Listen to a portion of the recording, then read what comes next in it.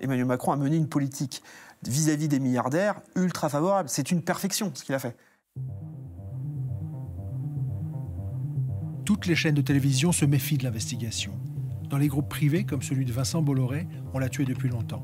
Dans l'audiovisuel public, on réfléchit à 2 fois avant d'égratigner l'exécutif.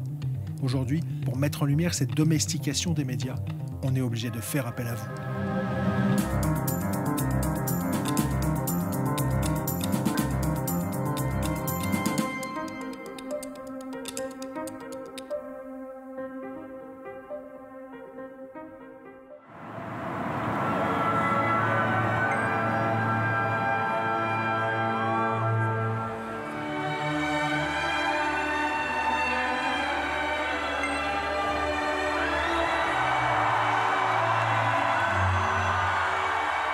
Dès son élection, devant le musée du Louvre à Paris, le plus jeune président de la Ve République va promettre de mieux prendre en considération les électeurs du Rassemblement national.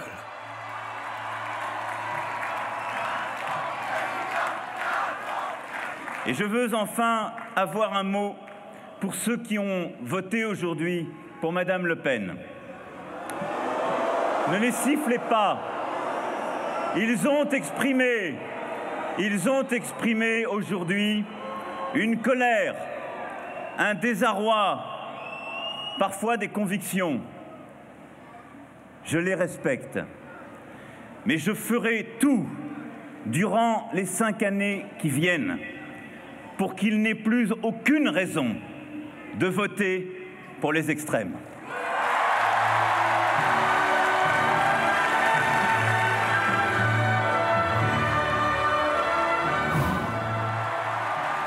Malgré cette promesse, dès le début de son quinquennat, ce sont plutôt les plus grandes fortunes de France qu'Emmanuel Macron va favoriser à coups de cadeaux fiscaux.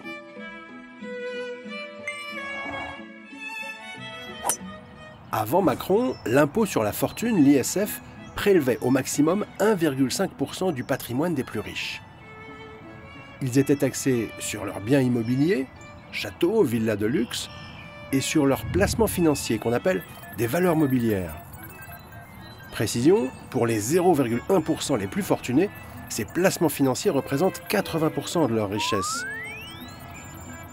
Or, avec Macron, ces valeurs mobilières, ces placements financiers, actions, etc., vont échapper à l'impôt sur la fortune. Des placements qui font pourtant l'essentiel de la fortune des plus aisés.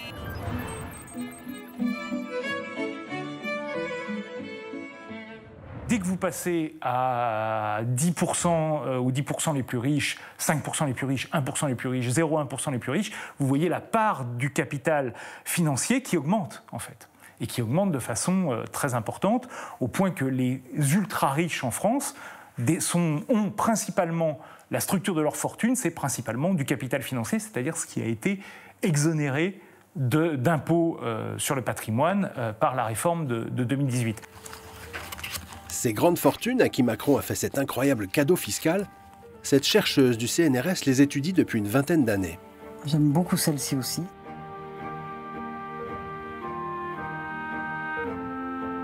Elle en a tiré ce livre, co-signé avec un talentueux photographe. Ça raconte l'histoire d'une oligarchie. Un certain nombre de personnes qui sont issues des grandes familles fortunées de l'aristocratie ou de la bourgeoisie, qui sont issues des mêmes quartiers, les beaux quartiers.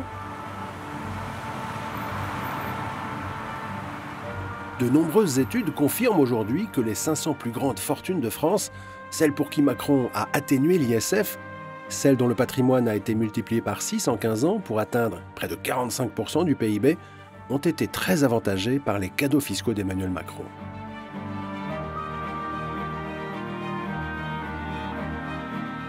L'État, en revanche, y a perdu beaucoup d'argent.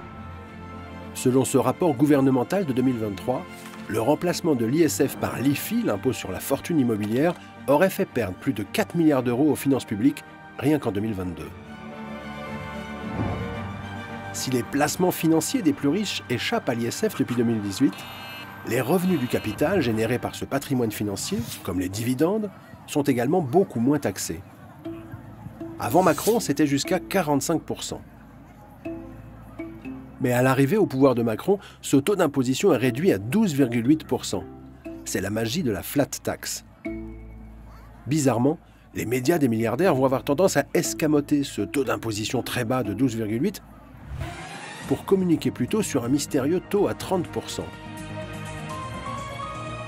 Après des semaines de débats tendus, l'Assemblée nationale a donné son feu vert cette nuit à la flat tax, une taxe forfaitaire de 30% sur les revenus de votre épargne. L'objectif du gouvernement, simplifier les dispositifs et inciter davantage les Français à investir dans l'économie. Ces 30%, c'était un tour de passe-passe médiatique, selon Monique Pinson-Charlot. Quand il s'agit des revenus du capital, on intègre tous les prélèvements sociaux. Et donc, tout le monde croyait que c'est 30%. Donc, ça paraissait pas un cadeau si extraordinaire que ça. Tandis que quand il s'agit des impôts sur les revenus des salariés, là, on n'intègre jamais la CRDS et les cotisations sociales et les prélèvements sociaux, parce que sinon, comme ça grimpe jusqu'à 45%, on arriverait à 60%. Et donc, ça a marché. Ça a marché, et il y a encore plein de gens qui ne peuvent pas comprendre que c'est 12,8% la nouvelle imposition sur les revenus du capital. Ces cadeaux fiscaux vont évidemment ravir les grandes fortunes des médias, notamment Xavier Niel, alors propriétaire du groupe Le Monde. C'est ce que révélera cette passionnante enquête de la journaliste Sophie Desdésert dans Vanity Fair. Témoignage de sa consoeur Aude Lancelin. Lorsque Emmanuel Macron, à peine élu, a passé la flat tax et l'exit tax, dont on sait de quoi il prive aujourd'hui les Français en termes de revenus fiscaux massifs, Xavier Niel lui a répondu par un smiley radieux, ravi, etc. C'est la mesure que nous attendions et c'est pour ça que nous avons poussé pour que tu sois au pouvoir. Selon le très libéral Institut Montaigne, cette flat tax réduite à 12,8%, c'est un cadeau fiscal de 3,6 milliards d'euros aux plus riches chaque année. Ajouté aux 4 milliards déjà offerts avec la suppression de l'ISF, ça fait presque 8 milliards d'euros de cadeaux fiscaux aux grandes fortunes par an. Dans le même temps, les macronistes vont matraquer fiscalement les plus pauvres. RTL Matin. Quand le Premier ministre annonce fin 2018 une nouvelle taxe diesel, elle est censée favoriser une transition écologique. On va progressivement faire peser sur le pétrole et donc sur le carbone et donc sur la pollution une partie des prélèvements fiscaux plutôt que sur le travail. Mais selon des mails secrets échangés en 2016 entre le secrétaire général de l'Élysée, Alexis Kohler, et un collaborateur, c'est en réalité une baisse des cotisations patronales que devait permettre cette hausse de la fiscalité diesel. Problème, ces cadeaux fiscaux aux entreprises coûtent près de 75 milliards d'euros par an aux contribuables. En novembre 2018, des milliers de gilets jaunes furieux de cette politique fiscale pro-riche vont tenter d'envahir l'Élysée.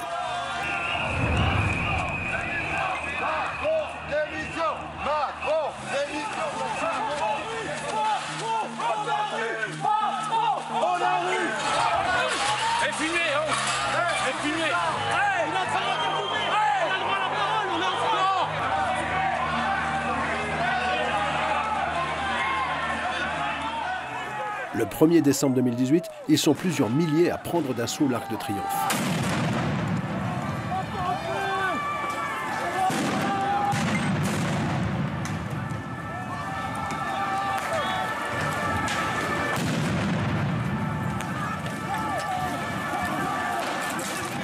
Des scènes de révolte qui auraient fortement inquiété l'exécutif, selon ce syndicaliste policier. La République a réellement tremblé le 1er décembre. D'ailleurs, il y a eu des appels où on se demandait si les grilles, finalement, de l'Élysée ou de Beauvau n'allaient pas tomber parce que les manifestants s'en rapprochaient de plus en plus et que c'était extrêmement compliqué de tenir.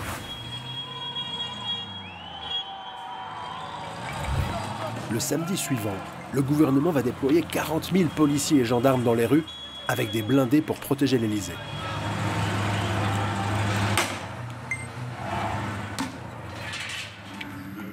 Ce soir-là, au cœur du palais, des caméras de la présidence filment une réunion de crise. Alors, dites-moi un peu. Depuis 16 heures, le public gilet jaune est remplacé par des casseurs, par des provocateurs, qui sont en train de se livrer aux abords des Champs-Élysées, dans le quartier de Saint-Augustin, à des tensions avec les forces de l'ordre, tensions qui s'accompagnent de voitures brûlées et de quelques pillages. Lyon, où se déroule en même temps la fête des Lumières, où il y a eu une manifestation place Bellecour et une tentative d'intrusion dans la mairie. À Bordeaux, c'est toujours en cours. Les images montrent que sur la place principale de Bordeaux, il y a des affrontements, avec également une tentative de pénétration dans la mairie. Marseille, 600 anarchistes qui ont été rejoints par 400 jeunes des quartiers qui se livrent à quelques pillages de boutiques. Ça a été tendu dans la journée à Grenoble, puisque le mot d'ordre des Gilets jaunes tenus par l'ultra-gauche était d'envahir la préfecture. On a des risques de débordement juste sur le sujet MO. Je comprends qu'à Paris, la situation est quand même modulo des petits points de fixation sous contrôle. Où est-ce qu'on a un maintien d'une vraie conflictualité? À Toulouse, Saint-Étienne, Bordeaux. Et Bordeaux. Bordeaux et Lyon, où Lyon s'est passé. Lyon, ça s'est calmé. Ouais, je dirais que Lyon, ça s'est calmé, mais que Bordeaux, effectivement, on surveille leur activité sur les réseaux. On apprendra que le jour même de cette réunion de crise, un hélicoptère était prêt à décoller pour exfiltrer le président. Face à la crise des Gilets jaunes, le président français va prendre la parole dans une allocution pour tenter de désamorcer la... 48 heures plus tard, le président prépare une allocution télévisée. Allez, juste deux petites modifs. Sur la version, tu l'as là-bas, le texte? Ouais. Ils enlèvent la on est opérationnel dans l'Hexagone et outre-mer. D'accord. Et puis, ok. Allez. Bon, je vais écouter, ça va pas l'image. Plutôt que de remettre en cause sa fiscalité pro-riche, il va demander à ses amis patrons de le soutenir financièrement dans la tempête. Française, France. Les événements de ces dernières semaines dans l'Hexagone et outre-mer ont profondément troublé la nation. Nous voilà ensemble au rendez-vous de notre pays et de notre avenir. Et je veux qu'une vraie amélioration soit tout de suite perceptible. C'est pourquoi je demanderai à tous les employeurs qui le peuvent de verser une prime de fin d'année à leurs employés. Dès le lendemain, des milliardaires des médias proches du président s'exécutent. Patrick Drahi, Bernard Arnault ou encore Xavier Niel promettent 1 000 € de prime à leurs employés. S'il se précipite ainsi au secours du président, c'est qu'il a développé avec chacun d'eux des rapports d'intérêt. À commencer par le propriétaire du groupe Le Monde, soutien des premières heures d'Emmanuel Macron.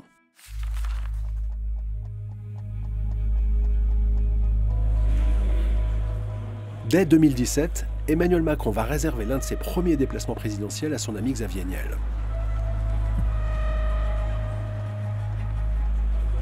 Ce jour-là, dans une ancienne gare parisienne, ils inaugurent un temple de la Startup Nation tant vanté par Emmanuel Macron.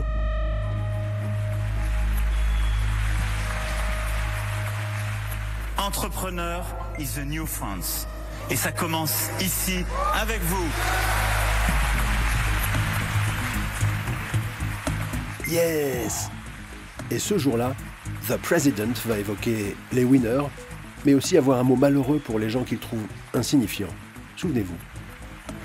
Et donc ne pensez pas une seule seconde que si demain vous réussissez vos investissements ou votre start-up, la chose est faite. Non. Parce que vous aurez appris dans une gare. Et une gare, c'est un lieu où on croise les gens qui réussissent et les gens qui ne sont rien. Il y a 3 ans, à peu près, j'avais promis à ma femme que j'arrêtais totalement la vie politique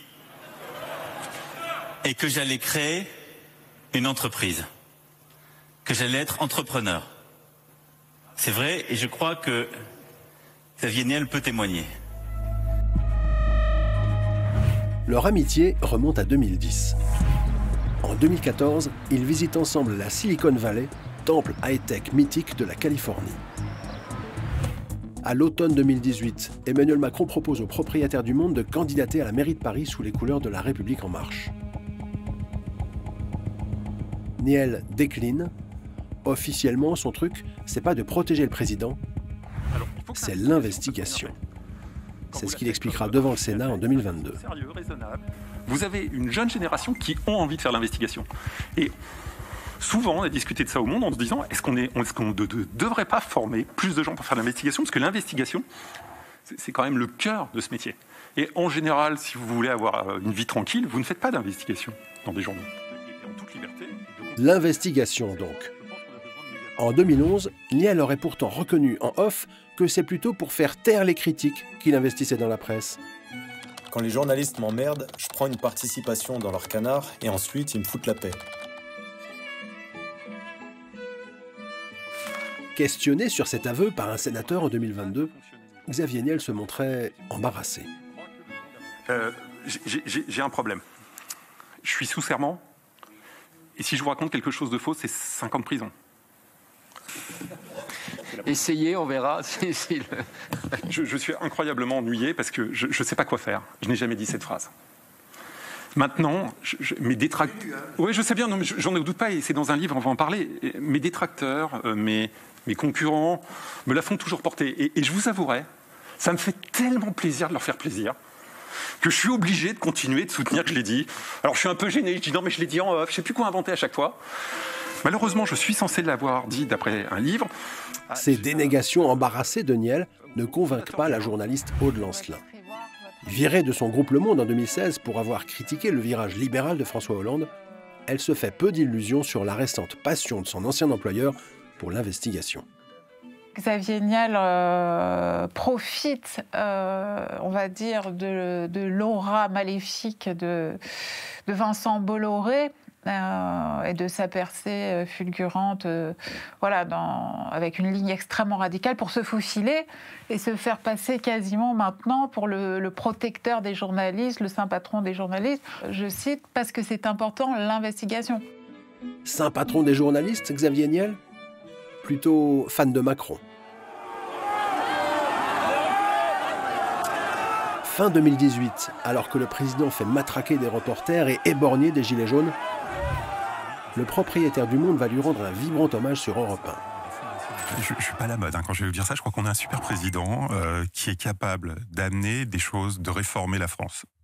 Il faut qu'il la réforme de tous les côtés. C'est-à-dire qu'on a le sentiment qu'il l'a réformée ou qu'il l'a fait pour aider les plus aisés. Il est en train de faire des lois fantastiques. Aujourd'hui, alors, c'est quand même amusant que Xavier Niel, qui se vante de ne pas être interventionniste et de ne pas donner le là à ses journalistes ou que ce soit lui-même monté au créneau après les Gilets jaunes pour dire que les Français avaient une chance folle d'avoir ce président et que, à quel point il avait de l'estime pour lui et à quel point Macron avait absolument tout son soutien. Donc, vous savez, les journalistes, dans un contexte de chantage à l'emploi, il n'y a pas besoin de faire beaucoup plus. L'autocensure est quand même la règle au sein de notre profession. Or, à la tête du journal Le Monde, qui vous avez Jérôme Fenoglio. Et quand vous reprenez l'histoire, là, une fois de plus, je n'invente rien, c'est totalement documenté. Jérôme Fenoglio a été nommé par Xavier Niel à la tête du Monde parce qu'il avait fait un véritable panégyrique du hacker génial, etc. Xavier Niel dans les colonnes du Monde. C'est aussi simple que ça. C'est comme ça qu'ils se sont rencontrés. Et c'est pour ça que Xavier Niel a toute confiance en lui. Et ces dernières années, Niel a donné d'autres coups de main médiatiques plus discrets à la Macronie. En 2020, le quotidien Nice Matin cherche un repreneur. Le maire de la ville, Christian Estrosi, un LR rallié à Macron, est alors débordé sur sa droite par Éric Ciotti, qui prône pour sa part une alliance avec le Rassemblement national. À un an des élections municipales, Nice Matin devient stratégique. Si le très réac Iskandar Safa, le propriétaire de Valeurs Actuelles, le rachète, Nice Matin risque de tomber entre les mains de l'extrême droite. Dans ce contexte, Xavier Niel va racheter Nice Matin au nez et à la barbe du camp Ciotti. Décryptage du spécialiste média du Canard enchaîné. Quand Niel va racheter Nice Matin, c'est pas parce que c'est pas un projet d'industriel, c'est parce que Macron le lui demande. C'est tout. Et moi, quand j'avais interrogé Xavier Niel là-dessus, en lui disant quand même vous êtes allé un peu en service commandé, il s'était marré. Il va pas vous dire oui c'est vrai, mais il s'est marré et puis on s'est compris quoi. On comprend bien que oui, effectivement En tout cas, le rachat dit ce matin par Xavier Niel, c'était pas pour déplaire à M. Macron, ça c'est sûr. Par contre, ça a beaucoup déplu à M. Ciotti. Si Xavier Niel a réussi son coup à Nice, il va en revanche se casser les dents à Marseille. Dans la cité phocéenne, le propriétaire du Monde possède 11% de la Provence, quotidien local longtemps contrôlé par Bernard Tapie. Et en 2021, Niel se met en tête de prendre le contrôle total du journal. Sauf qu'il a laissé un mauvais souvenir aux journalistes de la rédaction. Bon, il faut savoir que Xavier Niel, du temps où il était actionnaire minoritaire avec Bernard Tapie, on ne l'a pas vu une seule fois au journal. C'est-à-dire qu'il a laissé, sans mot dire, s'inscrire des dérives dans ce journal, mais des choses qui feraient hurler tout journaliste. Une confusion entre la pub et l'info, une absence totale d'investissement, une collusion avec les pouvoirs politiques, des directeurs de la rédaction qui ont été nommés, des Franz-Olivier Gisbert par exemple, pour ne pas le citer, qui a été une véritable catastrophe pour ce journal, qui a pris parti pour la droite locale au moment des élections municipales, enfin, bon, j'en passe et des pires. Fin 2021, Niel se croit pourtant en position de racheter la Provence pour une bouchée de pain, 20 millions d'euros. Sauf qu'un autre milliardaire, le franco-libanais Rodolphe Saadé, propriétaire de CMA-CGM, va mettre 4 fois plus d'argent sur la table. Début 2022, le tribunal de commerce de Marseille choisit donc Saadé. Niel est furieux.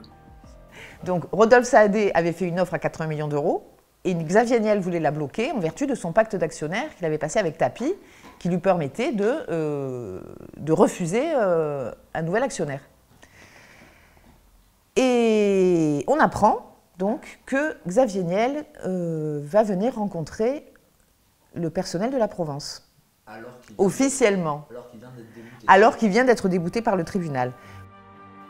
Le 2 mars 2022, contre l'avis de nombreux salariés, Xavier Niel débarque à la Provence. Vous avez eu besoin d'argent, parce qu'aujourd'hui vous avez besoin des salariés que vous ignorez depuis des années. Mais pourquoi? Alors attendez, je vais vous adresser. Pourquoi on a besoin des salariés? Je vous ai expliqué. C'est notre question. C'est notre question. Bah donc il n'y a pas de problème. Est-ce que je sois là? Parce que j'ai pas besoin de vous dans vos propos. Le problème, ça n'est pas que vous soyez là, monsieur Niel. Il n'y a pas. Parce qu'on m'a dit que j'étais interdit. J'ai cru comprendre que j'étais interdit de séjour ici. On nous file une petite salle cachée. Non mais là on n'est pas dans la procédure. À l'époque, on était vraiment exaspérés par cette situation. On était exaspérés. On avait notre outil de travail qui était en train de partir en lambeaux. Et on avait 2 actionnaires qui se battaient comme des chiffonniers, des millionnaires qui se battaient comme des chiffonniers. En plus, sur un journal qui était à l'agonie, quoi. Qui était à l'agonie. Est-ce que je suis un actionnaire minoritaire de cette entreprise? Vous n'êtes pas là au titre de mon actionnaire minoritaire. Pardon, monsieur, je vous en prie. Débarque alors Jean-Christophe Sarfati, le PDG de la Provence. Lui préférerait que son journal soit repris par la CMA-CGM de Rodolphe Saadé. Donc vous souhaitez que je parte? C'est la seule question, monsieur. Vous êtes le directeur de l'établissement. Est-ce que vous souhaitez que je m'en aille? Est-ce que vous souhaitez que je m'en aille? C'est ma question et répondez clair, oui ou non? Oui. Je m'en vais, monsieur. Excusez-moi. Vous avez souhaité, on est bien d'accord. Oui, Anthony? Oui, je ne vous empêche pas de faire la réunion. Non, si monsieur m'avez demandé de quitter cet établissement. Oui ou non, vous m'avez demandé de quitter cet établissement. Mais la question, elle est simple, monsieur Sarfati. Il faut s'assumer. Vous êtes un employé de CMA-CGM. Est-ce que vous me demandez de sortir de cet établissement? Est-ce que vous me demandez de sortir de cet établissement? Qu'est-ce que vous avez dit? J'ai le sentiment que vous êtes un représentant de CMA-CGM. Un salarié de monsieur CMA-CGM. C'est mon sentiment de la manière dont vous vous comportez. Donc ma question aujourd'hui, vous me demandez de sortir d'ici. Sortez, monsieur. Voilà.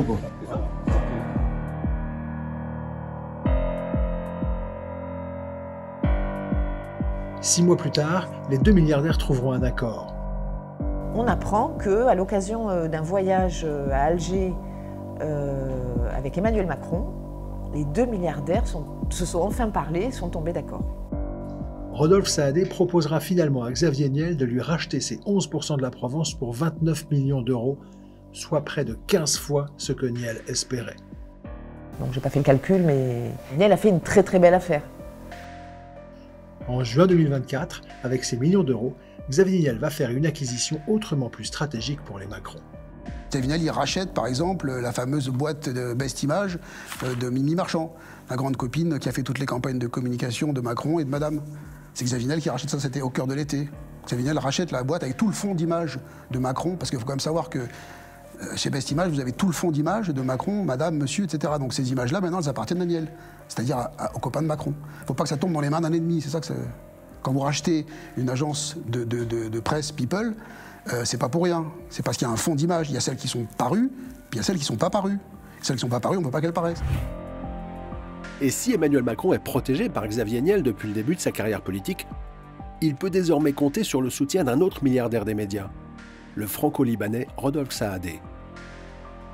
Propriétaire de la Provence, qu'il avait raflé au nez et à la barbe de Niel, mais aussi de BFM TV et de RMC, il serait encore plus inféodé à l'Élysée. Je ne trahis pas de secret. Une fois que j'avais eu Xavier Niel au téléphone, il m'avait dit, à l'époque où il se disputait la Provence, et il me dit, mais ce serait grave que Saadé prenne la Provence, vous savez. Il est macroniste. Mais je dis, mais attends, je vous demande vous quand même. Non, il me dit, ça n'a rien à voir avec moi. C'est beaucoup plus que moi. Le franco-libanais Rodolphe Saadé serait-il le plus macroniste des magnats de la presse? Ces dernières années, il a en tout cas tout fait pour que le président ne taxe pas ses super profits maritimes.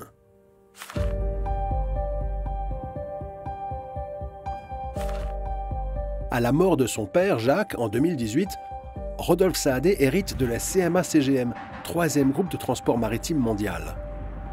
Milliardaire philanthrope, il finance des opérations humanitaires, des cantines solidaires ou prête ses bateaux, comme récemment pour Mayotte. Je suis de ceux qui pensent que l'entreprise doit aller au-delà, qu'elle a un véritable rôle à jouer dans la société. Premier employeur privé de Marseille, la CMA-CGM est aussi le principal sponsor de l'OM, le club de cœur d'Emmanuel Macron.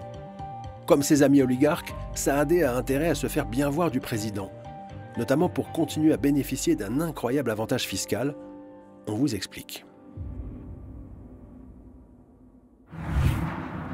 Après la crise Covid et le ralentissement des échanges internationaux, la reprise de 2021 va faire exploser les profits des transporteurs maritimes.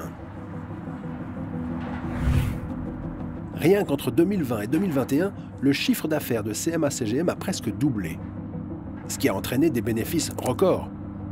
16,4 milliards d'euros en 2021, plus de 23 milliards en 2022. Ces super profits de Rodolphe Saadé, ce député PS les a analysés. Au moment où le déconfinement s'est lancé, il y a eu un très très grand besoin en fait de transport maritime et finalement très peu d'armateurs pour l'assurer. Si bien que le prix du container a explosé. Donc il était en moyenne à peu près de 2 000 € le container et on est passé à 20 000 €. Donc c'est x10. Et donc ça a fait exploser les profits de toute cette industrie de l'affrètement. Problème, depuis 2004, les compagnies de fret maritime ne sont plus taxées sur leurs profits, mais au tonnage, sur le volume des marchandises transportées. Très pénalisant pour l'État, ce cadeau fiscal avait été décidé par un ministre des Transports chiracien, Dominique Bussereau. Après avoir fait gagner des milliards à CMA-CGM, il avait été se mettre au service de CMA-CGM. Bonjour le conflit d'intérêts. D'autant qu'en 2022, Philippe Brun va découvrir que le cadeau fiscal décidé sous Bussereau était colossal. Sur ces 45 milliards de profits réalisés par CMA-CGM entre 2020 et 2023, Saadé n'a payé que 2,7% d'impôts. Comparé aux 25% que les entreprises payent normalement, c'est un immense manque à gagner pour l'État. Fin 2022, alors que le déficit public atteint 125 milliards d'euros et qu'avec plus de 23 milliards d'euros de profits, CMA-CGM est l'entreprise la plus rentable du CAC 40, notre député va tenter de convaincre le Parlement d'imposer davantage les super-profits. On voyait bien qu'il y avait en cours un dérapage des comptes publics. Donc pour trouver d'autres recettes, mon idée en 2022, c'était de dire qu'il faut mettre à contribution toutes les entreprises qui réalisent des super profits en raison de la crise, et CMA-CGM en était une. À l'époque, même Léa Salamé va demander à Rodolphe Saadé s'il ne devrait pas payer un peu plus d'impôts. Vos profits, en tout cas, ont explosé ces 2 dernières années. Je le disais, vous avez fait des profits supérieurs à Total et LVMH, avec un chiffre d'affaires de 75 milliards de dollars prévu pour 2022. C'est colossal. C'est dû pour vous, non pas à la guerre en Ukraine, comme pour Total, mais à la reprise post-Covid qui a fait flamber les prix des transports de marchandises. Alors, à profit exceptionnel, taxe exceptionnelle, ne faudrait-il pas, par souci de justice, payer cette taxe exceptionnelle, ces dividendes exceptionnels ou cette taxe sur les dividendes exceptionnels? Est-ce qu'il ne faut pas faire d'efforts? Ce qui est important à souligner, Léa Salamé, c'est que nous ne sommes ni responsables ni bénéficiaires de cette inflation. Nous prenons des mesures depuis maintenant plusieurs mois pour aider au pouvoir d'achat des Français en réduisant les tarifs de fret. Aujourd'hui, si on regarde, au plus haut de la crise du Covid, le tarif de fret sur une paire de baskets représentait 1 €. Et maintenant que les tarifs de fret ont beaucoup baissé, cette différence n'est plus que de 30 centimes sur une paire de baskets. N'empêche, si Saadé avait payé 25% d'impôts sur les bénéfices, comme les autres entreprises françaises, c'est plus de 11 milliards d'euros supplémentaires qui seraient entrés dans les caisses de l'État entre 2020 et 2023. Fin 2022, quand Philippe Brun tente d'abolir la niche fiscale Bussereau, il va faire face à une incroyable campagne de lobbying. On est allé interroger mes proches, faire pression sur des gens que je connais. On est même allé essayer de mobiliser un certain nombre de figures du Parti socialiste pour faire pression sur mon amendement. Je crois qu'il y a un certain nombre de méthodes qui ne sont pas acceptables. Il n'y a pas que ça. Il y a à la fois le lobbying politique et puis aussi le lobbying intellectuel. Et on sait qu'il y a un certain nombre de soi-disant économistes qui ont été payés pour écrire des tribunes de complaisance pour dire que le régime de taxe au tonnage était formidable. Entre 2019 et 2023, Saadé aurait dépensé près de 2,5 millions d'euros pour dissuader les macronistes de le taxer comme les autres entreprises françaises. Et ça marche. Alors qu'une taxe sur les superprofits rapporterait au moins 10 à 20 milliards d'euros par an selon l'Oxfam, pour récupérer une partie de ces milliards, Macron choisira plutôt de faire bosser les vieux encore plus vieux en retardant le départ à la retraite à 64 ans. Tout un symbole. À compter de 2023, grâce à ses superprofits peu taxés, Rodolphe Saadé va investir massivement dans la presse. Rachat de la Provence, de la Tribune, création de la Tribune Dimanche pour concurrencer le JDD de Vincent Bolloré. Saadé est partout, et au fil des mois, il va multiplier les unes complaisantes pour le président qui protège ses superprofits. En 2024, en rachetant BFM TV et RMC à Patrick Drahi pour 1,5 milliard d'euros, Saadé devient encore plus influent. S'il choisit soudain d'investir massivement dans la presse, de racheter BFM TV et RMC, c'est bien évidemment dans une relation très particulière avec le pouvoir. Rodolphe Saadé chercherait-il à avoir prise sur l'Élysée, un peu comme Vincent Bolloré ? C'est le maximum de l'influence qu'on puisse s'offrir en France, BFM et RMC ? Je ne le regarde pas comme une influence, je regarde comme une activité qu'on peut développer. Et c'est là où moi j'interviens en tant que nouvel actionnaire en leur donnant des moyens à BFM pour pouvoir grandir, se développer à l'international et être encore plus rentable qu'aujourd'hui. Merci, Rodolphe Saadé. Je vous en prie. Et merci Sonia De Villers, 7h59. Mais lors d'une réunion à BFM TV, convoquée quelques semaines auparavant, loin des caméras, le nouveau propriétaire de la chaîne s'était montré moins langue de bois en réponse à la question d'un journaliste. Et si demain, il y a un scandale à la CMA-CGM et que ça fait la une de nos antennes, vous réagissez comment? Pas bien. Pas Je ne vais pas vous raconter l'histoire. Je considère qu'à un moment donné, il ne faut pas cacher l'info. Mais de là, depuis que je suis propriétaire de la Provence, chaque fois qu'il y a une information sur CMA-CGM, elle est en tout petit. Et des fois, je me dis, j'ai mis autant d'argent pour avoir que des petits encarts dès que ça concerne CMA-CGM, c'est un peu dommage. Je vous prends un exemple extrême, mais je n'interviens pas. Ils veulent faire comme ça, c'est leur choix. Mais je considérerais que c'est très agressif de la part d'un des médias qui appartient au groupe d'avoir une attitude agressive vis-à-vis de son actionnaire. Que l'information, on la relate, je n'ai pas de problème, et c'est normal qu'elle soit relatée dans la presse ou dans un média audiovisuel, mais il y a manière et manière. Cette formule de Rodolphe Saadé, de nature à encourager l'autocensure, a fait marrer l'un des journalistes présents. C'est-à-dire qu'on n'est pas indépendant. Mais après, je pense que c'est la définition même de tous les principaux médias aujourd'hui, quoi. Puis voilà, c'est une expression assez connue qu'on se sent à l'aise que quand on tire dessus. On sait très bien que, par exemple, le terme génocide, on sait qu'on ne peut pas l'utiliser, vous voyez, sans même qu'on nous le dise. Mais en fait, c'est tellement désapprouvé par ce qu'on peut voir sur notre propre antenne qu'en fait, on va se faire reprendre. Et du coup, on ne le dit pas, quoi. Tous les gens à différents niveaux de la hiérarchie ont bien intégré ce qui était possible et ce qui n'était pas possible de faire. À BFM TV, peut-être. Mais à la Provence, le quotidien marseillais racheté par Saadé en 2022, les journalistes vont se montrer nettement plus rebelles. Le jour même où Saadé était à BFM TV, Emmanuel Macron se déplaçait à Marseille. Dans le quartier de la Castellane, gangréné par le trafic de drogue, le président va montrer les muscles devant les caméras. Tout va bien? Tout se passe bien? Tout se passe parfaitement bien. Ce qu'on a voulu faire, c'est ce que j'ai annoncé le 16 janvier dernier, c'est maintenant systématiser des opérations place nette où on concentre beaucoup de moyens pour avoir des résultats supplémentaires ou aller au bout de ce travail. Le lendemain, le directeur de la rédaction de la Provence, Aurélien Viers, valide cette une frappante. Il est parti et nous on est toujours là. Hein.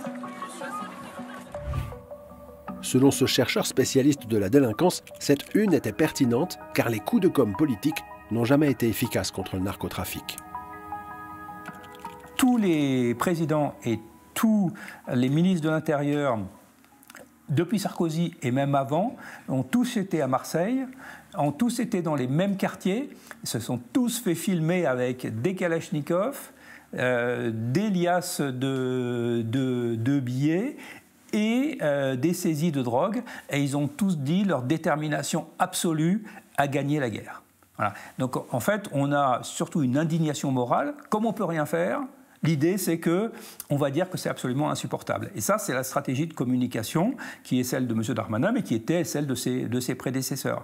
Et pour le trafic de drogue, c'est intéressant aussi de voir que les approches style opération XXL, où là on fait 150 interpellations en une fois, en fait, le trafic reprend immédiatement. Donc ce ne sont pas des méthodes qui sont efficaces. Et voilà, c'est un peu ce que sous-entendait la Provence. Mais du coup, cette une aurait fortement déplu à l'Élysée. Selon Blast, le président en personne aurait appelé Rodolphe Saadé pour s'en plaindre. Du coup, le directeur de publication de la Provence, Gabriel Darcourt, aurait été convoqué au siège de la CMA-CGM pour s'expliquer. Cette représentante syndicale va nous raconter l'incident. On avait un comité social extraordinaire, enfin un comité d'entreprise le lendemain, donc avec mes collègues, on entend dire que notre directeur général, Gabriel Darcourt, aurait été convoqué à la Tour pour s'expliquer sur cette une. La Tour, c'est ce qu'on appelle le bâtiment de Rodolphe Saadé, la tour de la CMA-CGM. Donc on monte voir notre directeur à l'issue de ce CSE pour lui demander s'il a vraiment été convoqué pour l'histoire. Donc il ne nous confirme pas avoir été convoqué, mais il ne nous dit pas non plus « non, j'ai pas été convoqué ». Le fait est que le lendemain, le directeur en question va se confondre en excuses à la une du journal. La une de la Provence de jeudi a ému beaucoup d'entre vous. En effet, la citation en une et la photo d'illustration qui l'accompagnait ont pu laisser croire que nous donnions complaisamment la parole à des trafiquants de drogue décidés à narguer l'autorité publique, ce qui ne reflète en rien les valeurs et la ligne éditoriale de votre journal. Nous avons induit en erreur nos lecteurs et la Provence leur présente ses plus profondes excuses. Ce qui va intriguer la rédaction, c'est la phrase « La une a ému beaucoup d'entre vous ». Car en réalité, aucun lecteur ne s'était plaint. On a un système au sein de l'entreprise qui permet à chaque lecteur de pouvoir rebondir personnellement sur chaque article et d'interpeller le journaliste. Et on n'a absolument eu aucune remarque, aucune plainte, aucun coup de fil, aucun écrit, rien au sujet de cette une. Notre syndicaliste interpelle alors le big boss de la branche média de CMA-CGM, Jean-Christophe Tortora. Donc je demande à Jean-Christophe Tortora qui a appelé, qui s'est fait remarquer au sujet de la une. Et il nous explique que très naturellement, ce sont des gens de la Castellane, des habitants de la Castellane qui l'ont appelé lui directement, le patron de Why Not Media. Moi je suis contente de savoir que des habitants de la Castellane ont le 06 de Jean-Christophe Tortora, parce que moi je ne l'ai toujours pas. En clair, les journalistes ne croient pas un instant que des habitants des quartiers nord de Marseille se soient plaints de leur une. Là-dessus, coup de théâtre, ils apprennent qu'Aurélien Viers, leur directeur de la rédaction qui avait validé la une sur Macron, est viré. Alors là, Enfin, je suis estomaquée, honnêtement, j'hallucine. C'est la première fois, en fait, c'est la première fois qu'il y a une telle ingérence, oui, complètement. Et en plus, qu'il y avait des conséquences graves, quoi, de renvoyer quelqu'un. Ça portait atteinte à notre crédibilité. Il y a beaucoup de jeunes journalistes à la rédaction qui pourraient être tentés de s'auto-censurer. Donc la rédaction, très naturellement, s'est mise en grève pendant 4 jours pour soutenir son directeur de la rédaction.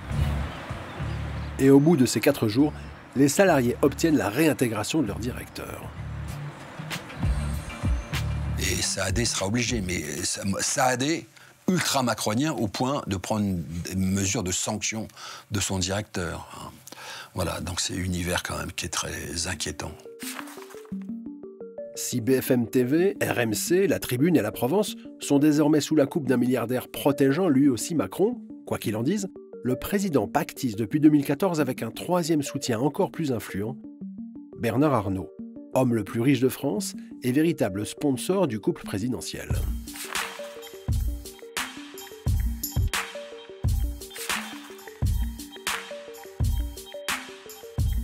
Empereur du luxe, propriétaire de LVMH, mais aussi du journal Le Parisien, le milliardaire Bernard Arnault avait appelé à voter Emmanuel Macron dès 2017 dans son quotidien économique Les Échos.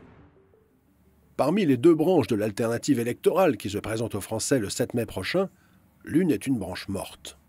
C'est celle de l'enfermement, de la peur, des aigreurs. C'est celle de l'illusoire protection qu'on appelle protectionnisme, qui ne protège contre rien, stérilise les échanges et rabougrit les volontés. Tout dans le programme de Marine Le Pen, en dépit de son habillage de souveraineté, respire la crainte et la faiblesse. C'est sans hésiter que je vote pour Emmanuel Macron. Il faut dire que depuis une dizaine d'années, les couples Macron et Arnault sont proches. En avril 2018, Jean-Jacques Bourdin va faire allusion à cette amitié lors d'un monologue présidentiel sur l'optimisation fiscale des plus riches. Parce que le scandale, il est là. Parce que vous avez des opérateurs du numérique qui concurrencent des artisans, des acteurs français qui payent la TVA, l'impôt sur les sociétés, etc. Donc ce scandale moral, je le ressens en même temps que vous, mais il faut qu'on puisse le déconstruire proprement. Ils ne payent pas les impôts en France. Ça remonte en Irlande, parce que le taux d'impôt sur les sociétés est très bas et que la propriété intellectuelle a été localisée là. Puis on emmène tout l'argent aux Pays-Bas, parce qu'il n'y a plus de taxes, c'est dans un pays de l'Union européenne. Et ensuite cet argent va aux Bermudes parce qu'il y a un traité bilatéral. C'est un peu ce que fait votre ami Bernard Arnault. Pardon, moi j'ai pas d'amis. Monsieur Bourdin. Oui. J'ai pas d'amis. Non, j'ai pas d'amis. De là où je suis, vous savez, alors, il y a une chose. Vous me parliez de la solidarité. Vous me parliez de l'amitié. Non, vous me parliez. Si officiellement Emmanuel Macron n'a pas d'amis, son épouse en revanche est très copine avec celle de Bernard Arnault. En mars 2024, elle s'amusait à essayer des filtres Snapchat dans un resto parisien avec la star Aya Nakamura. Dans les années 2000, au prestigieux lycée Franklin à Paris, Brigitte était devenue la prof des enfants Arnault. Puis elle s'était rapprochée de la fille aînée de Bernard, Delphine, épouse de Xavier Niel, qui en a fait une égérie officieuse de LVMH. Depuis 2016, la famille Arnault lui prête gracieusement des tenues Louis Vuitton à près de 3 000 € pièce pour chacune de ses sorties.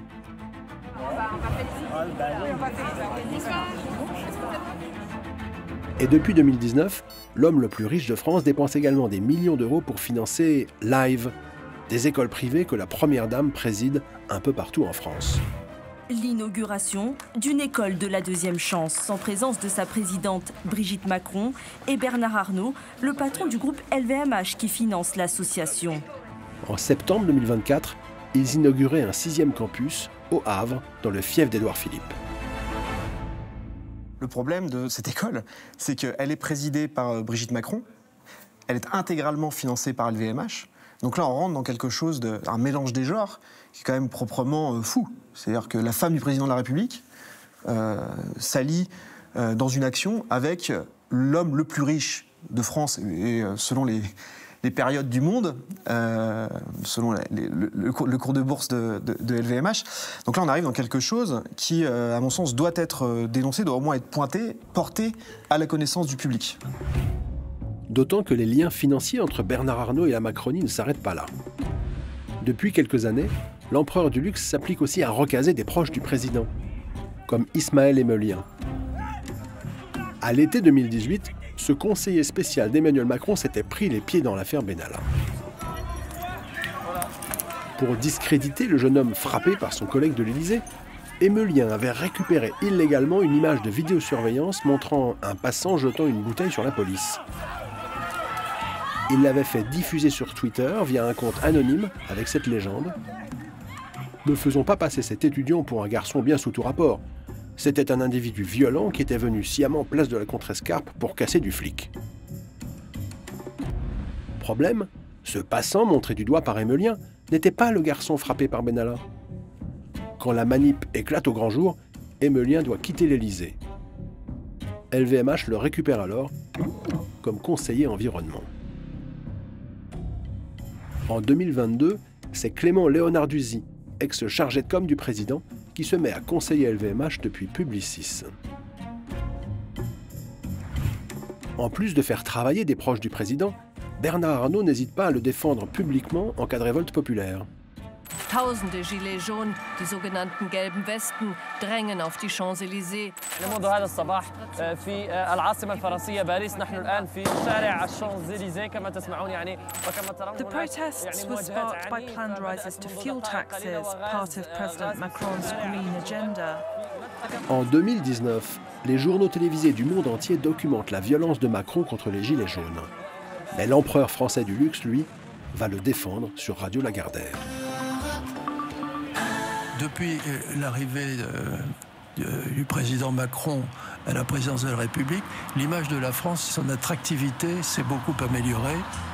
Ce qui s'est incontestablement amélioré sous Macron, c'est le business de LVMH. Notamment quand, grâce à l'exécutif, Bernard Arnault avait économisé près d'un demi-milliard de dollars sur le dos d'un bijoutier américain. C'est l'affaire Tiffany. On vous explique. En 2019, Bernard Arnault s'engage à racheter le prestigieux joaillier américain Tiffany pour 16,2 milliards d'euros. 4 milliards d'euros de chiffre d'affaires en 2018, plus de 14 000 salariés à travers le monde. L'empereur français du luxe se frotte les mains. Tiffany, c'est un mythe. C'est un mythe pour les Américains et c'est aussi un mythe mondial. La petite boîte bleue, c'est quelque chose qui fait rêver. Et d'ailleurs, Tiffany, je crois, est la seule marque au monde qui est propriétaire d'une couleur.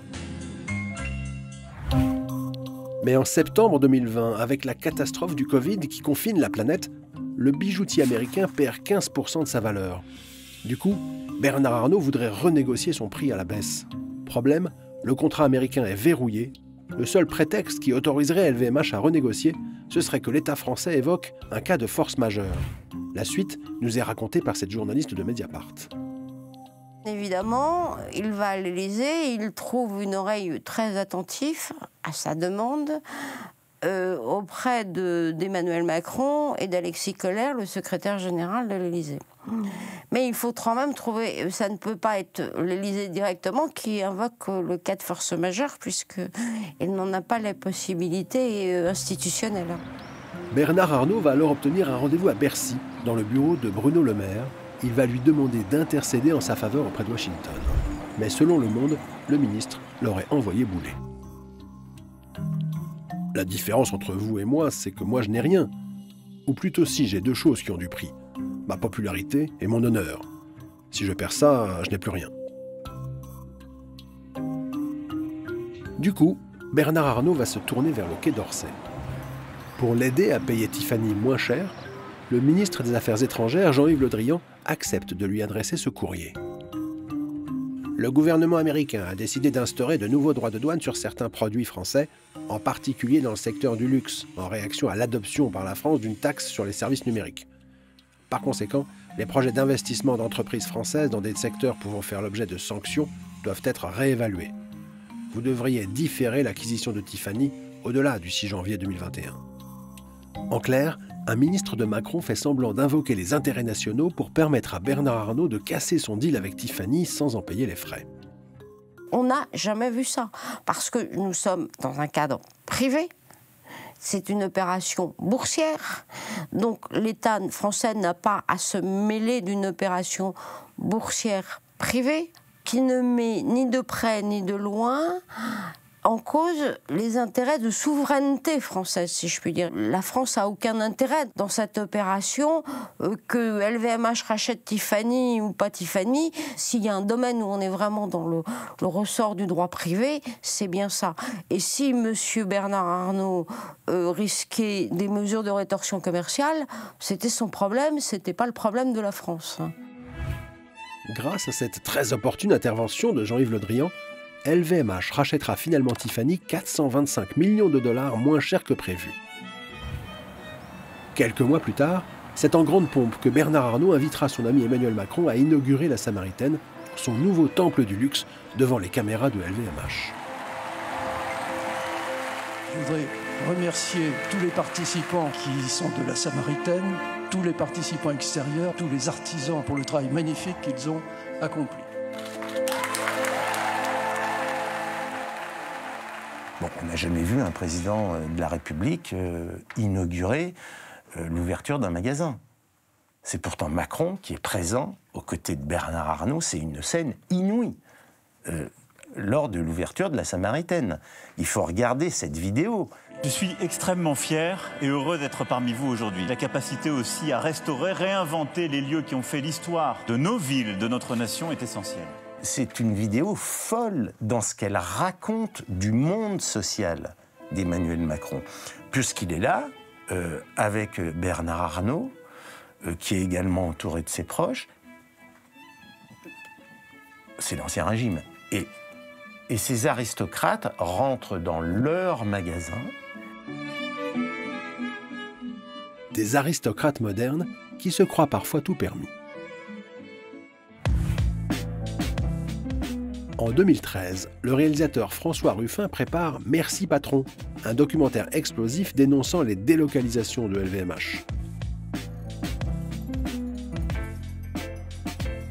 Inquiet, Bernard Arnault va missionner l'ancien chef espion de Nicolas Sarkozy pour surveiller secrètement Ruffin avec l'aide des services de l'État. En 2020, Mediapart publiait des enregistrements judiciaires de Squarcini fomentant avec le bras droit de Bernard Arnault l'infiltration de Fakir, le journal de Ruffin. Je vous ai envoyé un petit SMS hier, donc je m'occupe de la le côté ordre public, donc j'ai saisi l'ancien service, puis surtout la préfecture de police et la direction de la sécurité publique. Plus ça peut être intéressant aussi, puisqu'ils font du racolage. Oui. C'est ce que je vais regarder avec les gens concernés. Voilà, super. Pour avoir fait infiltrer et espionner illégalement le journal de François Ruffin, LVMH risquait une amende pouvant approcher 30% de son chiffre d'affaires, soit près de 14 milliards d'euros. Mais en décembre 2021, le parquet national financier a proposé à l'empereur du luxe un incroyable deal. Échapper à tout procès en échange d'un chèque de 10 millions d'euros. Cette convention judiciaire d'intérêt public, dite CEGIP, Bernard Arnault la détaillait devant le Sénat début 2022. Le juge nous a proposé cette transaction afin d'éviter que nous soyons pris dans cette affaire à laquelle on n'avait rien à voir. Et notamment, aucune responsabilité. Voilà. Quant à M. Ruffin, tout le monde le connaît, c'est quelqu'un de très brillant, qui est d'extrême gauche, et pour lequel le groupe LVMH, depuis toujours, est un épouvantail. Alors pourquoi sommes-nous un épouvantail? Parce que nous sommes français, parce qu'on embauche en France, parce qu'on crée des ateliers en France, et que c'est un contre-exemple tellement flagrant pour sa stratégie de communication qu'il est obligé d'essayer de trouver des coups dans la tête partout.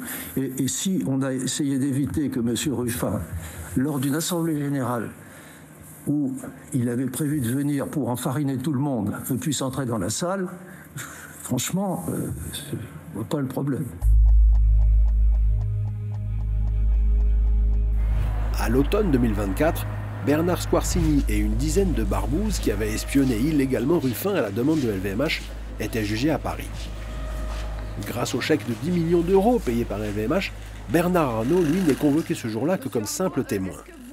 Mais avec Élise Lucet, on va tenter de l'interroger. Pourquoi est-ce que vous faites espionner illégalement des journalistes? Pourquoi vous faites espionner illégalement des journalistes? Monsieur Arnaud, est-ce que vous avez lancé, oui ou non, des opérations d'espionnage vis-à-vis d'un de vos concurrents ou de certains journalistes?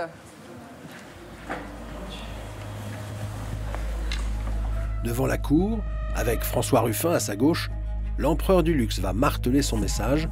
En substance, « Je n'ai aucune responsabilité dans cette opération dont je n'ai pas eu à connaître. »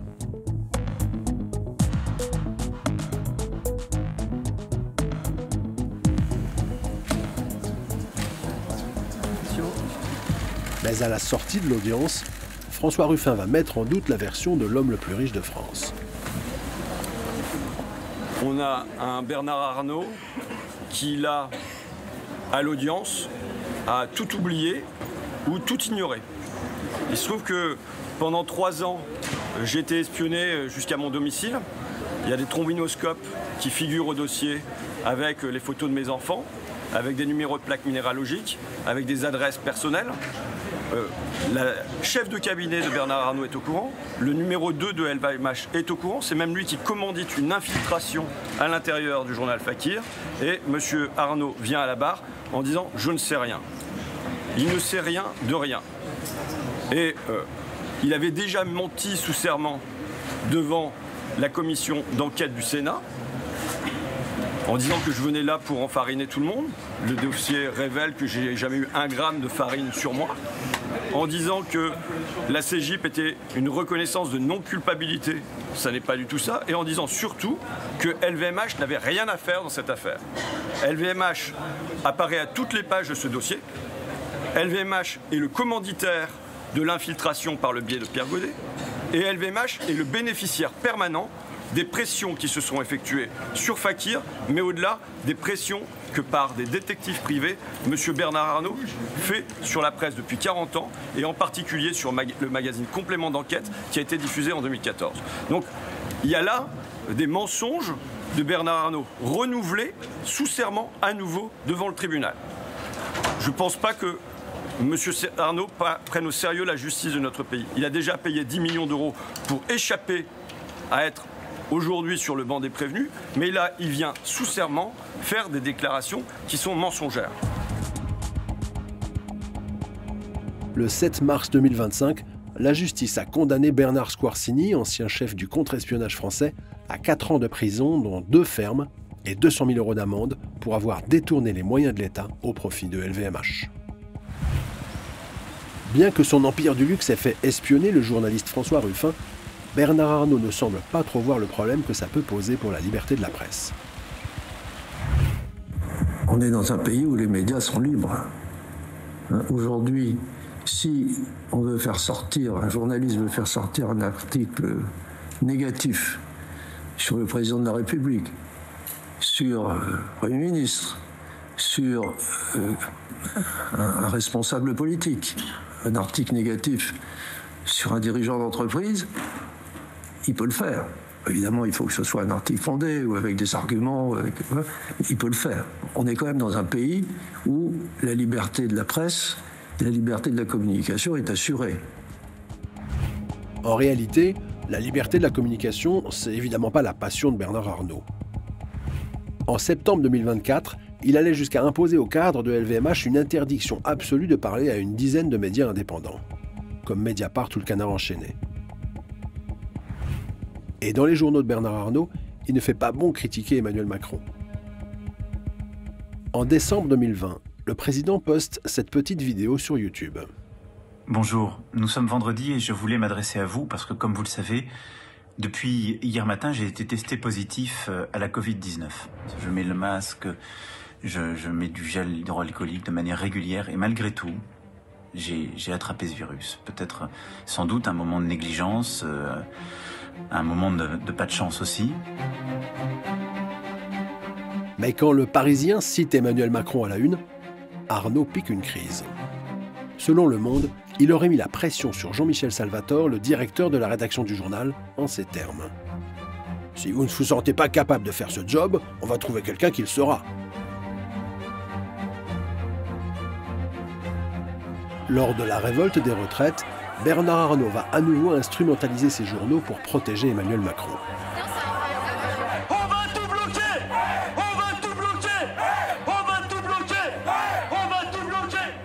Le 6 mars 2023, après 5 jours d'une grève ultra populaire, c'est du point de vue des usagers du métro parisien que le quotidien de Bernard Arnault décide de se placer. Décryptage d'une représentante des journalistes. On voit même le choix de la photo à la une, c'est les gens qui attendent devant le métro bondé.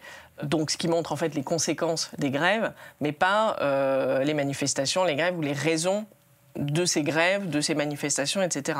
Et c'est vraiment ça qu'on a reproché, nous, à la direction de la rédaction, c'est d'avoir, pour nous, c'était un refus, d'avoir refusé de montrer à la une la colère d'une majorité de Français, si on en croit les sondages à ce moment-là. Autre exemple, avec le passage en force de la réforme des retraites, début 2023.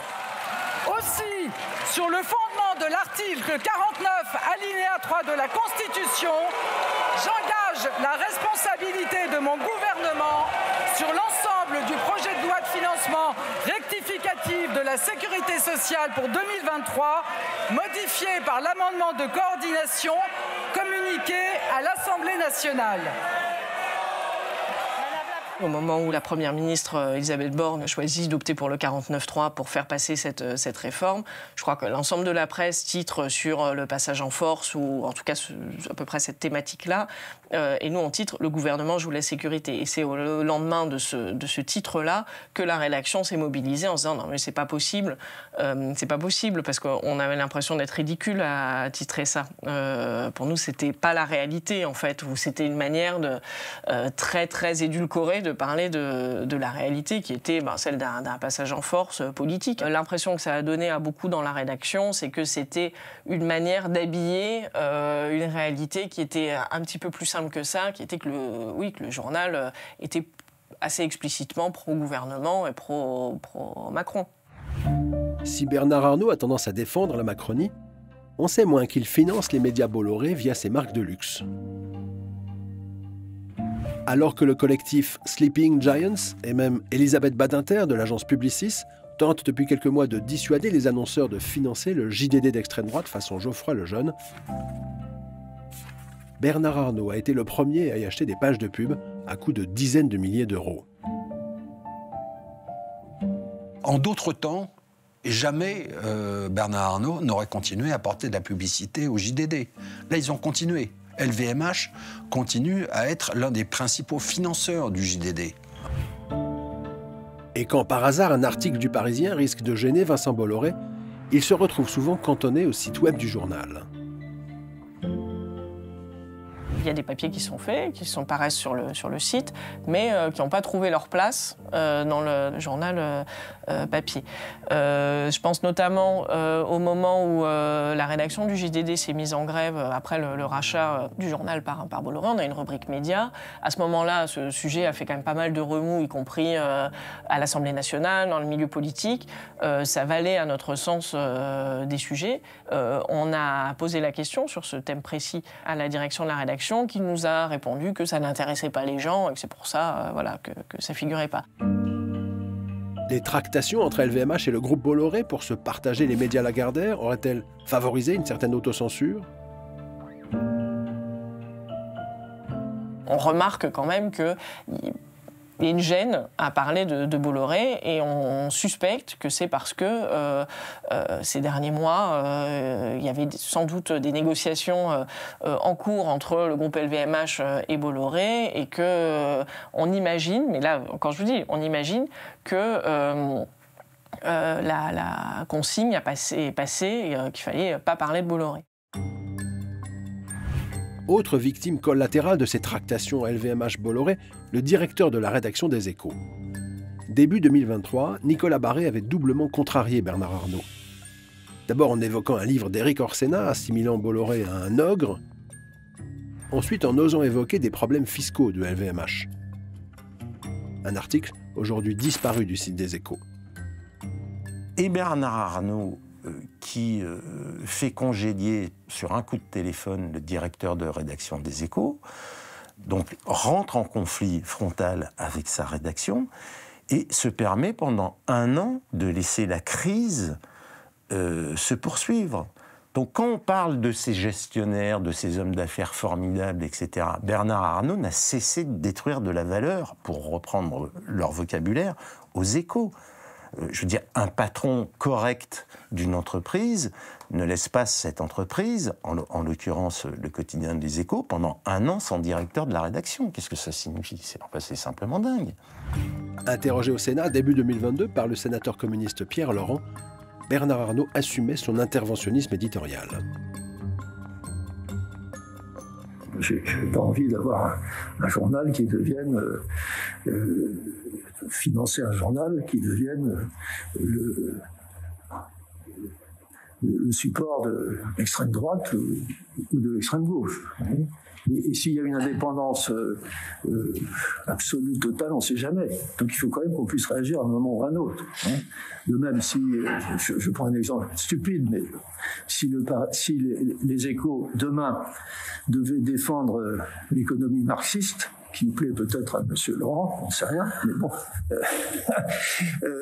je serais quand même extrêmement gêné.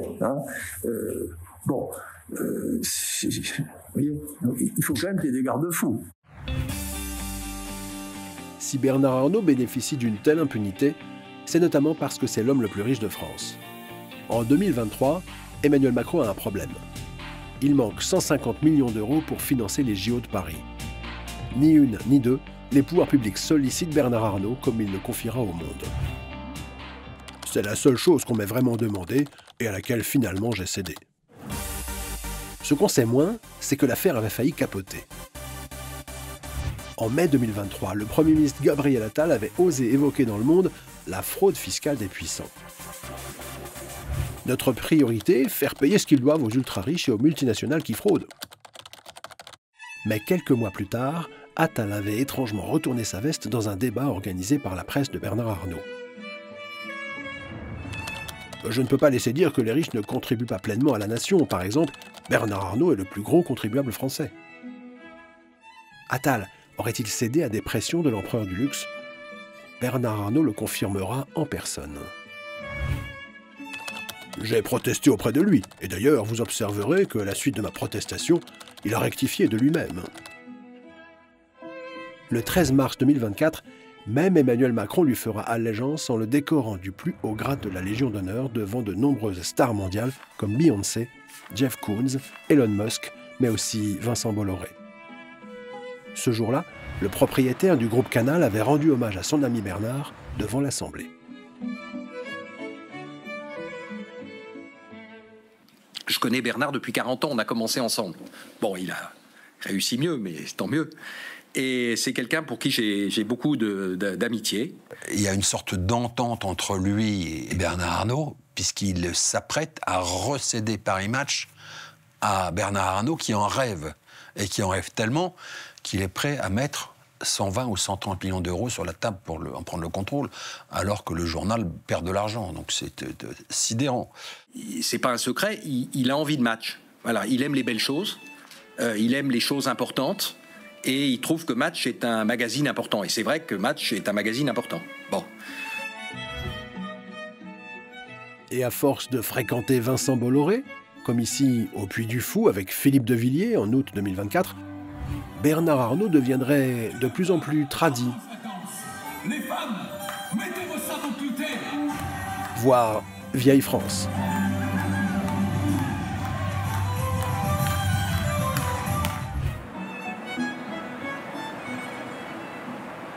Quelques jours plus tôt, dans un autre château fort, présidentiel celui-là, Bernard Arnault et son épouse déjeunaient avec les couples Macron et Sarkozy à Brégançon. Entre la poire et le fromage, l'homme le plus riche de France aurait suggéré que Thierry Breton ou Gérald Darmanin soient nommés à Matignon, ou au moins pas un Premier ministre de gauche comme Lucie Castet. Et là, je pense qu'on vit dans une époque où les élites françaises, l'oligarchie française, dont Macron est le symbole, ont intériorisé le fait que maintenant, c'est là que les choses se passent. Ce dont on débat, c'est des thématiques de l'extrême droite. Il y a une forme d'entente entre les milliardaires qui dit bien que chacun observe Bolloré en disant qu'il annonce le monde vers lequel on risque de basculer.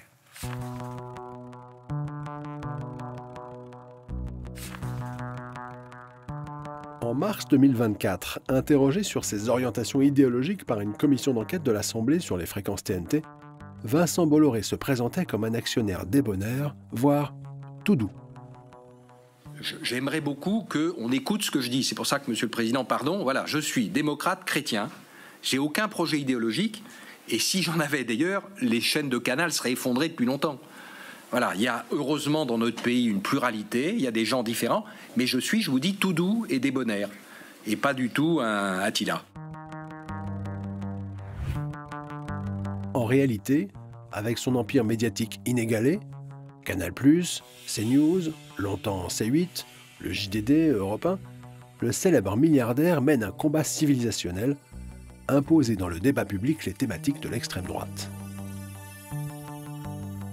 L'âge venant, Bolloré a décidé de mettre sa fortune et ses intérêts au service de ses obsessions idéologiques. Donc obsession réactionnaire, obsession religieuse, xénophobe, enfin bon, voilà, on est là dans la matrice de l'extrême droite française, et il a trouvé tous ces relais d'Éric Zemmour à Pascal Praud, enfin voilà, toute la fine équipe. En 2021, Vincent Bolloré rêve d'ajouter le groupe Lagardère, Paris Match, le JDD, Europe 1, Hachette et ses relais H à son empire médiatique. De quoi inquiéter Emmanuel Macron. Il y a eu quand même une grande crainte à l'Élysée de voir émerger un groupe aussi puissant, puisque c'est de la télé, c'est de la radio, c'est de la presse écrite, c'est de l'édition. Donc de voir émerger une telle puissance médiatique mise au service de l'extrême droite.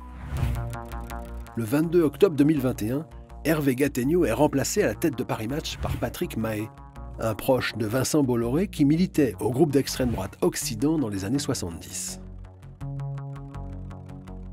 Le mouvement a pour ambition de réunir et d'unifier toutes les forces nationalistes. Les mouvements d'extrême droite sont venus au meeting sous la même bannière. Anciens du mouvement dissous Occident, militants de l'ex-OAS, jeunes étudiants du groupe Union Droit et nationalistes de tous horizons. Près de 50 ans plus tard, sous la houlette de Patrick Mahé, ce courant politique a tendance à contaminer Paris Match, où les papiers sur les cathos tradis se multiplient dans l'album de famille des Français. Fin 2021, par exemple, Match va promouvoir « Quand la science prouve l'existence de Dieu », un livre coécrit par Michel-Yves Bolloré. Ça tombe bien, c'est le frère de Vincent. Sur CNews, le chroniqueur d'extrême droite Éric Zemmour est tous les jours à l'affiche de Face à l'info. Au Moyen-Âge, l'Europe était christianisée. Elle a trouvé en elle un ressort, des ressources pour résister à l'invasion islamique. En novembre 2021, alors qu'il n'est même pas encore candidat à la présidentielle, un premier sondage le donne qualifié au second tour face à Emmanuel Macron. Oui, un nouveau sondage qui donne le polémiste Éric Zemmour, puisqu'il est encore polémiste au second tour de la présidentielle, mais C'est dans ce contexte de rivalité politique grandissante qu'un dossier industriel inattendu va amener l'Élysée et le groupe Bolloré à se rapprocher. Car avant d'être un magnat des médias, le célèbre milliardaire est un empereur de la France-Afrique. L'Afrique, cœur de l'empire Bolloré. Une présence dans plus de 40 pays, notamment au travers d'activités logistiques. En 2021, son groupe est à la tête du plus grand réseau logistique du continent noir. 42 ports, 2700 km de voies ferrées, 20 000 salariés. Problème ? En Afrique, Vincent Bolloré est empêtré dans plusieurs affaires de corruption. En 2010, il aurait illégalement financé des campagnes présidentielles au Togo et en Guinée-Conakry en échange de concessions portuaires. En février 2021, épinglé par la justice française pour corruption active d'agents publics étrangers et complicité d'abus, Bolloré accepte une reconnaissance préalable de culpabilité. En clair, son groupe s'achète une impunité pour 12 millions d'euros. Lui, en revanche, devra finalement être jugé. Tous ces tracas auraient pesé dans sa décision de se débarrasser de son empire africain. Explication. Quand, en 2021, on apprend que Vincent Bolloré est en train de négocier pour la vente de ses activités africaines logistiques et portuaires auprès de deux armateurs, CMA-CGM, dès l'été 2021. Puis, à l'automne 2021, on apprend qu'en fait, c'est MSC qui est sur les rangs également. MSC, la compagnie maritime des cousins d'Alexis Kohler, le bras droit d'Emmanuel Macron. Moi, ce que je sais, c'est qu'à l'époque, en octobre 2021, l'Élysée, en gros, regarde le dossier de très près. C'est Alexis Kohler qui s'en occupe. Puis, fin 2021, en décembre 2021, il est officialisé le fait que MSC Bolloré entre en négociation exclusive pour le rachat des activités africaines et logistiques de Bolloré. Et à cette époque, les cousins d'Alexis Kohler vont faire à Bolloré une offre qui ne se refuse pas. Alors qu'avant le Covid, son empire africain était évalué à environ 2 milliards d'euros, les cousins d'Alexis Kohler vont lui en proposer 5,7 milliards, presque 3 fois plus. À partir de là, on peut effectivement se poser des questions sur où se situe à ce moment-là l'Élysée dans le deal financier qui va avoir lieu quelques mois après, c'est-à-dire en pleine campagne présidentielle. Avec les 5,7 milliards d'euros que Bolloré compte toucher des cousins d'Alexis Kohler, il va continuer d'investir massivement dans les médias. En juin 2022, Vivendi annonce détenir 60% du capital du groupe Lagardère. Paris Match ou Europe 1, mais aussi le groupe Hachette, tombe alors dans son escarcelle. Un an plus tard, au journal du dimanche, la nomination du zémouriste Geoffroy Lejeune provoque une grève historique. Mais au lieu de soutenir les grévistes du JDD, les macronistes vont se précipiter dans les bras de leur direction. Le 6 août 2023, la secrétaire d'État à la ville détaille sa politique réactionnaire pour les banlieues dans une interview au JDD, relue et validée par l'Élysée. Un coup de poignard pour les grévistes de l'hebdo et une bénédiction pour Vincent Bolloré. Car à l'époque, pour ne pas avoir attendu le feu vert de la Commission européenne pour prendre le contrôle effectif du groupe Lagardère, il risque une amende pouvant atteindre 10% du chiffre d'affaires de Vivendi, soit près d'1 milliard d'euros. À la rentrée 2023, loin de reprocher à Bolloré cette violation des règles européennes, Emmanuel Macron invite ses ministres à s'exprimer dans ses médias. Vous avez la possibilité d'utiliser tous les canaux à votre disposition. Ce n'est pas parce que vous vous exprimez dans tel ou tel média que vous cautionnez la doctrine. Ça ne vaut pas validation des actionnaires et de leurs pensées. Mi-septembre 2023, une rencontre secrète Macron-Bolloré se serait même tenue à l'Élysée. Il y a eu un pacte de passer en septembre et à l'automne dernier. Le journal Le Monde s'en est fait l'écho par un article en citant une rencontre Bolloré-Macron à l'Élysée au mois de septembre 2023. Dans la foulée, Emmanuel Macron aurait proposé à Vincent Bolloré que Paris Match ait un accès privilégié au roi Charles III lors de sa visite officielle en France le 21 septembre. Et en novembre, c'est au tour de Brigitte d'apparaître radieuse à la une du nouvel hebdo Bolloré. Rien à voir avec la façon dont Match traitait le couple présidentiel quelques mois auparavant. Et après ce réchauffement, les ministres macronistes se jettent tous dans les bras du Bolo JDD.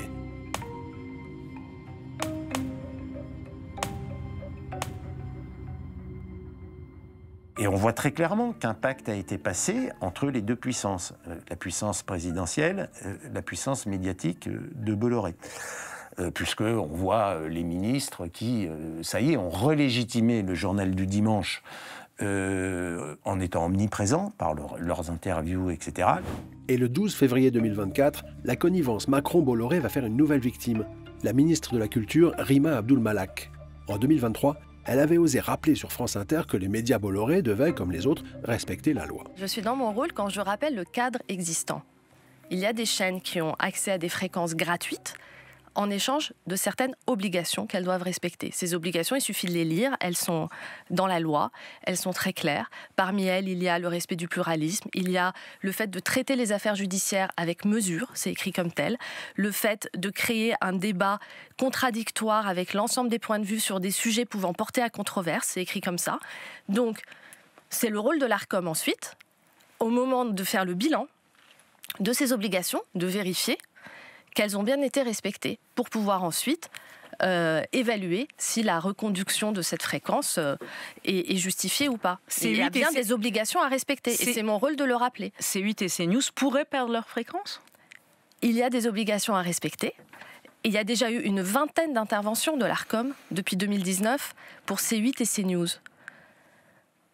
au bout d'un combien d'interventions pourra l'Arcom dire à tel degré les obligations ne sont pas respectées, c'est le rôle de l'Arcom. Je rappelle juste le cadre qui existe, c'est important.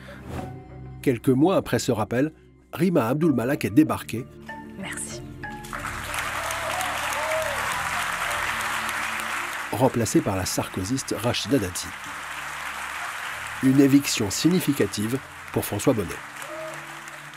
Qu'est-ce qu'elle fait, Rima Abdul-Malak? Elle rappelle ce qu'est la loi. Elle rappelle la règle du jeu. Elle est virée.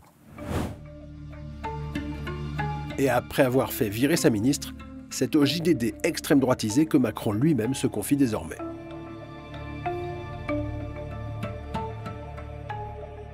Emmanuel Macron a toujours instrumentalisé l'extrême droite, qui avait toujours une certaine, finalement, collusion avec l'extrême droite, parce qu'il a toujours voulu construire son pouvoir en faisant de l'extrême droite son principal opposant, la principale force alternative, et il a fait ça pour marginaliser la gauche, voire même la criminaliser.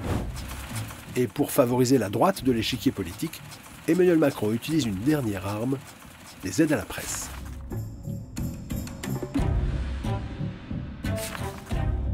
Quand Vincent Bolloré s'empare du JDD en 2023, il rejoint le club des milliardaires des médias subventionnés par l'État. C'est le système des aides à la presse. Censée garantir le pluralisme, le transport des journaux et leur modernisation, elle finance principalement Bernard Arnault, l'homme le plus riche de France, Xavier Niel, le groupe Bayard, Le Figaro ou Patrick Drahi. Majoritairement donc les médias dominants, souvent des journaux écrits. Si on regarde, par exemple, les chiffres 2022, Bernard Arnault, avec ses deux journaux, Les Échos et Le Parisien, perçoit 14 millions d'euros d'aide publique. Donc l'État finance une partie des coûts des journaux de la première fortune mondiale. On en est là. En 2023, les aides directes ont doublé, plus de 200 millions d'euros. Et 65% de cette enveloppe sert à réduire le coût de transport de journaux papier, de moins en moins lus, au détriment des médias en ligne, notoirement plus indépendants. Donc on finance le mort ou le mourant, au lieu de financer ceux qui naissent, ceux qui créent et ceux qui vont créer de la valeur. C'est ça qu'on fait. Je veux dire, on finance à coût de centaines de millions d'euros chaque année la distribution de journaux papier qui ne sont plus lus, alors qu'on devrait financer évidemment une presse numérique indépendante, etc. Et ces financements publics se font sans conditionnalité.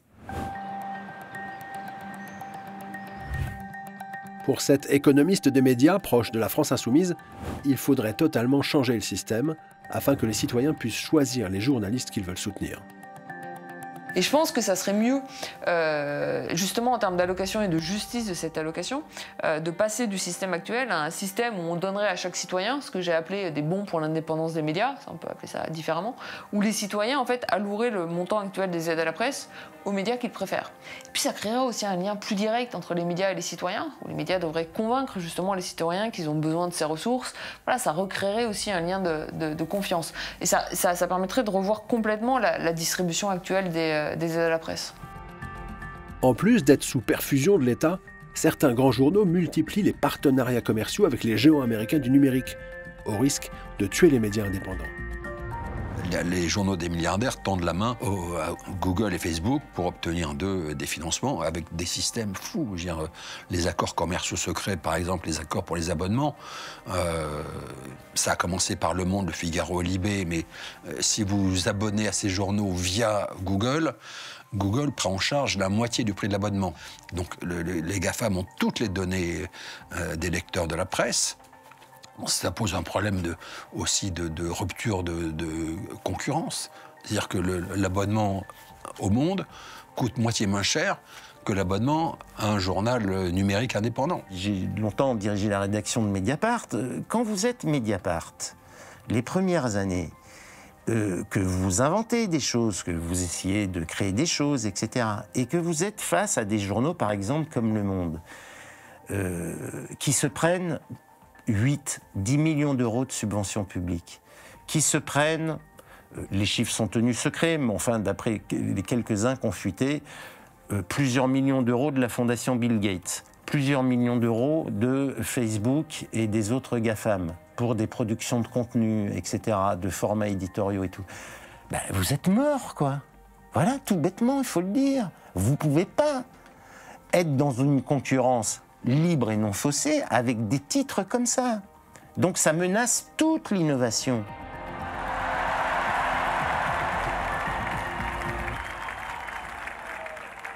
L'Europe et le monde attendent que nous défendions partout l'esprit des Lumières, menacé dans tant d'endroits. Ils attendent que partout nous défendions les libertés, que nous protégions les opprimés. Protéger les milliardaires, aider à l'optimisation fiscale des plus riches, banaliser l'extrême droite, telles auront été les actions d'Emmanuel Macron durant ces 2 quinquennats. Loin, bien loin de ses promesses de 2017. Ils attendent que nous portions une nouvelle espérance, un nouvel humanisme, celui d'un monde plus sûr, d'un monde de liberté défendue, d'un monde de croissance, de plus de justice, de plus d'écologie. Ils attendent que nous soyons